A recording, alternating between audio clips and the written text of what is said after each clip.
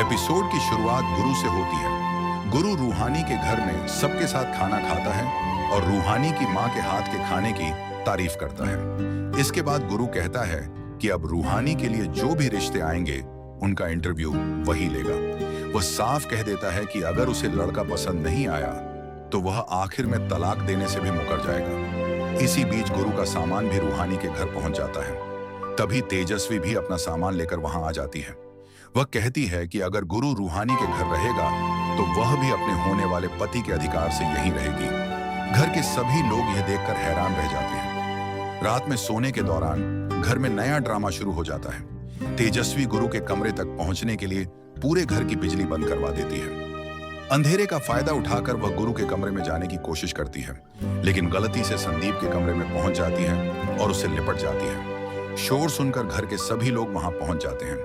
तेजस्वी संदीप पर आरोप लगाने की कोशिश करती है, लेकिन संदीप बताता है कि उसने कई बार तेजस्वी को रोकने की कोशिश की थी। निक्की भी कहती है कि तेजस्वी गुरु से मिलने के लिए ही अंधेरे का फायदा उठा रही थी और उसी ने शॉर्ट सर्किट करवाया था।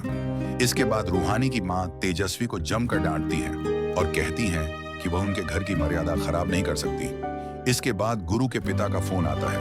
वह गुरु को तुरंत बड़ी कोठी वापस आने का आदेश देते हैं, लेकिन गुरु साफ कह देता है कि जब तक तलाक पूरा नहीं हो जाता वह रूहानी को छोड़कर कहीं नहीं जाएगा। आखिरकार रूहानी परिवार की इज्जत के लिए बड़ी कोठी लौटने का फैसला कर लेती है। दूसरे दिन रूहानी से मिलने डॉक्टर सुशील कुमार उसके घर पहुंचते हैं। रूहानी बताती है कि अखबार में छपे विज्ञापन के बाद आए रिश्तों में से उसने डॉक्टर सुशील को चुना है और अब वह उन्हें जानना और समझना चाहती है।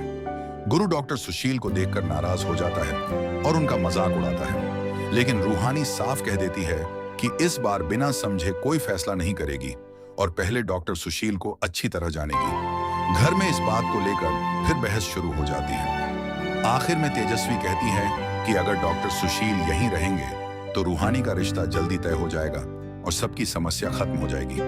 वहीं गुरु भी कहता है कि जब तक तलाक नहीं हो जाता वह रूहानी पर नजर रखेगा और डॉक्टर सुशील का इंटरव्यू भी खुद लेगा। अब देखना दिलचस्प होगा कि क्या गुरु डॉक्टर सुशील को रूहानी का जीवन साथी बनने देगा। क्या रूहानी सच में नई जिंदगी की शुरुआत करेगी और तेजस्वी की अगली चाल क्या होगी? ऐसे ही इश्क जुनूनी के हर नए एपिसोड का अपडेट सबसे पहले पाने के लिए चैनल को सब्सक्राइब जरूर करें।